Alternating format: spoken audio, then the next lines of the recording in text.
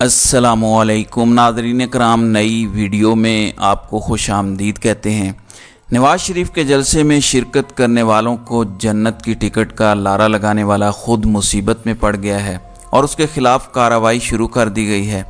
एक और जो ख़ास तौर पर लाए थे नवाज़ शरीफ को प्रोटोकॉल देने के लिए एयरपोर्ट पर, उसके ख़िलाफ़ भी शोकाज नोटिस जारी किया गया है, उसके ख़िलाफ़ भी कार्रवाई शुरू कर दी गई है। पंजाब पुलिस को, लाहौर पुलिस को नवाज़ शरीफ का जलसा महंगा पड़ा है और वजाहतें देते हुए थक नहीं रही पंजाब पुलिस। वो क्या मामला है, इस पर भी बात करेंगे। जबकि मीनारे पाकिस्तान जलसे में लीगी शुरका में से 15 लोग जेब कुतरे निकले हैं। काफ़ी अरसे से वो ये वारदातें करते चले आ रहे थे। सिंध के काफ़िले के अंदर वो आए थे, उनको गिरफ़्तार किया गया है। इसकी तफसीलात भी मैं आपके सामने इस वीडियो में पेश करूँगा। नाज़रीन इकराम, पाकिस्तान पीपल्स पार्टी को बहुत तकलीफ़ है नवाज़ शरीफ के आने की, क्योंकि पाकिस्तान पीपल्स पार्टी और नून लीग ने मिलकर ही लाडला होने का सफ़र शुरू किया था। मुकाबला था बिलावल जरदारी और शहबाज शरीफ में। इस मुकाबले में हमने देखा कि बिलावल जरदारी ने भी अखीर कर दी।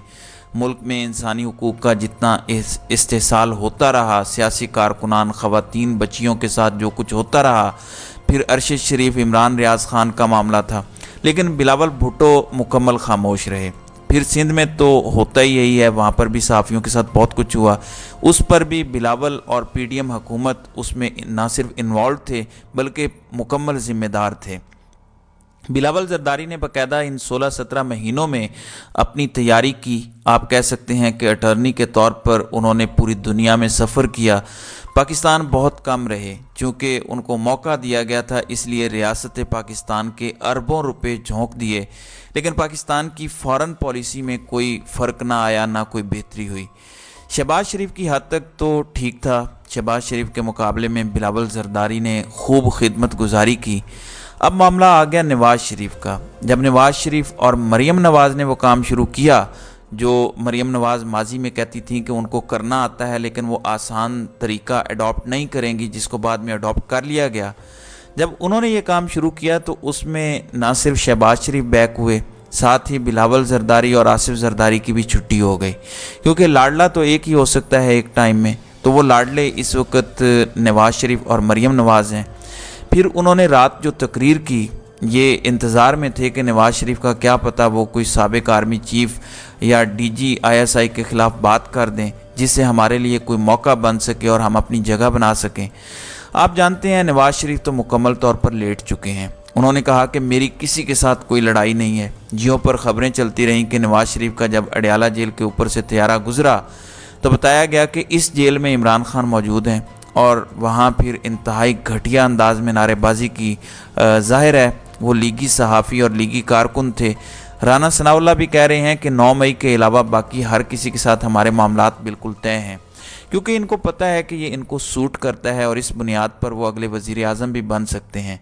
जिन्होंने इनकी इस्लामाबाद एयरपोर्ट पे आके बायोमेट्रिक कर ली, वो इनकी ताहयात नाअहली भी उड़ा सकते हैं। बहरहाल अब पाकिस्तान पीपल्स पार्टी के मीडिया सेल की जानिब से एक बयान जारी किया गया। इनको परेशानी लाहिक हो गई है। इन्होंने कहा कि एक मुजरिम नवाज़ शरीफ के फिंगरप्रिंट्स प्रोटोकॉल के साथ लेना अदलिया की साख पर सवालिया निशान है। अब तक इन 16-17 महीनों में जो अदलिया करती रही वो उनकी साख के मुताबिक था। चीफ जस्टिस के ख़िलाफ़ पार्लियामेंट में खड़े होकर इन्होंने करारदादें मंजूर की, उस वक्त सब कुछ ठीक था, लेकिन अब आके अदलिया की साख ख़राब हो गई है, क्योंकि अब इनको कोई घास नहीं डाल रहा। फिर कहते हैं कि नवाज़ शरीफ ने अपनी तकरीर में इलेक्शन करवाने के हवाले से कुछ नहीं कहा। जैसे आपने कोई कैंपेन की हुई है, आप भी तो उस मुश्तरका मफादात कौंसिल के मेंबर थे, उसमें आपने वोट दिया था। फिर कहते हैं कि एक लाडले को जेल में डाला तो दूसरा लाडला बाहर आ गया। लाडलों को कोई जेल में नहीं डालता। लाडले वो हैं जिनको 17 माह हाथ पकड़ के अटर्नशिप करवाई जाती है, कौम जानती है। नवाज़ शरीफ ने बड़ा यू टर्न ले लिया है। पाकिस्तान आने से कबल कुछ और अब कुछ और नज़र आ रहे हैं। انہوں نے کہا کہ موجودہ تباہی کے ذمہ دار بھی یہی نواز شریف ہیں۔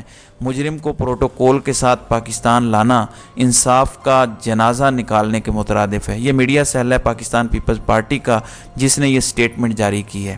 ان کو یہ سٹیٹمنٹ کیوں جاری کرنی پڑ گئی؟ آپ بہتر جانتے ہیں کہ وہاں حالات ایسے بن چکے ہیں۔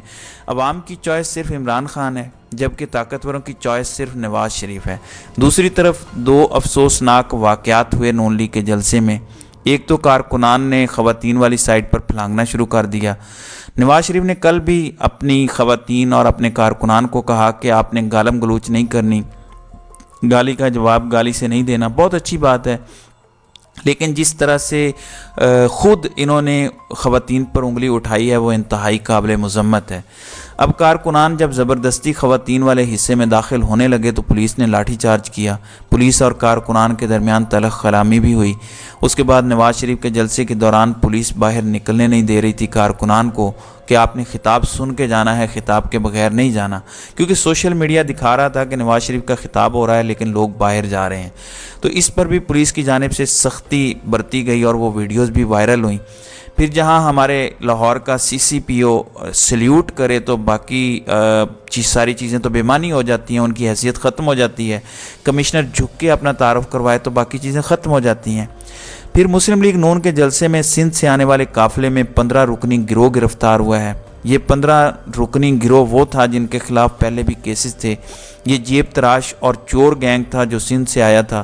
ملزمان نے دوران تفتیش انکشاف کیا کہ ہمارے 40 سے 45 افراد پر مشتمل گروہ ہے جن کا مقصد لوگوں کو لوٹنا ہے۔ دوسری جانب جلسے کی تعداد اس پر مختلف اداروں کی جانب سے بہت تضاد ہے۔ اب سرکاری رپورٹ سنیں۔ پولیس کی جانب سے بتایا گیا ہے کہ نواز شریف کے جلسے میں 60 سے 70 ہزار لوگ تھے۔ ویسے یہ بھی پاسبل نہیں ہے، جبکہ اسپیشل برانچ کہہ رہی ہے کہ 75 ہزار لوگ تھے، جبکہ سول ادارے IB جو ہے وہ اس کا کہنا ہے کہ 65 سے 70 ہزار تھے۔ اب آ جاتے ہیں جو ہمارے حساس ادارے ہیں۔ ملٹری انٹیلیجنس کا کہنا ہے کہ 80 سے 90 ہزار، جبکہ دوسرے حساس ادارے جیسے ISI کا کہنا ہے کہ جلسہ گاہ میں 1,05,000 لوگ موجود تھے۔ تو یہ جلسے کی جو ہے وہ تعداد ہے جس میں اتنا تضاد ہے، مطلب ایک پورا ٹل بھی لگا لیں تو 1,00,000 لوگ پورے پاکستان سے اکٹھے ہوئے ہیں، جبکہ 1,00,000 ووٹ سے آپ ایک حلقہ نہیں جیت سکتے، باقی چیزیں تو بات کی ہیں۔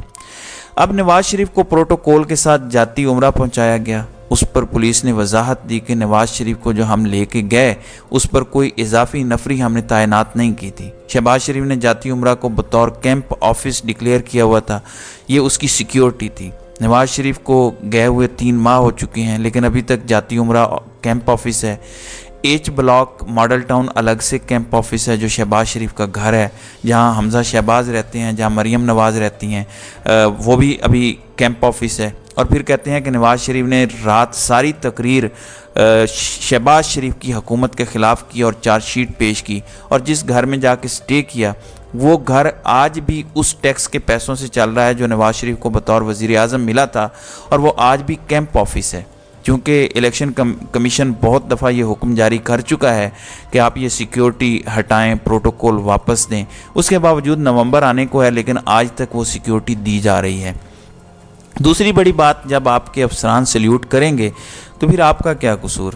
دوسری جانب نواز شریف کے استقبال پر کارکنان کو جنت بھیجنے کی بات کرنے والے رہنما کے خلاف اندراج مقدمہ کی درخواست دائر ہوئی ہے۔ ایڈوکیٹ سرفراز علی نے یہ درخواست دائر کی ہے۔ چودھری اسد الرحمان ان کے خلاف مقدمے کی یہ درخواست تھی۔ کارکنان کو جنت بھیجنے کی لالچ دینے والے چودھری اسد الرحمان کے خلاف نئے تھانے سول لائن میں درخواست جمع کروائی گئی ہے، جس میں کہا گیا ہے کہ اسد الرحمان نے نواز شریف کے استقبال پر بغیر حساب جنت میں جانے کی نوید سنائی۔ انہوں نے یہ کلمات مریم نواز اور شہباز شریف کی ایما پر بیان کیے۔ مریم نواز اور شہباز شریف کو بھی اس میں نامزد کر دیا گیا ہے۔ دائر درخواست میں استدعا کی گئی کہ اسد الرحمان اور باقی تمام ملزمان کے خلاف توہین مذہب کا مقدمہ درج کیا جائے۔ اس پر اب توہین مذہب کی کارروائی کے لیے شہباز شریف، مریم نواز اور اسد الرحمان کے خلاف یہ درخواست دائر ہو چکی ہے۔ تو دیکھتے ہیں آئندہ آنے والے دنوں میں اس حوالے سے کیا ریزلٹس نکلتے ہیں۔ تو ناظرین اکرام، آپ کی اس ویڈیو کے حوالے سے کیا رائے ہے؟ آپ اپنی رائے کا اظہار کامنٹ سیکشن میں ضرور کیجیے گا۔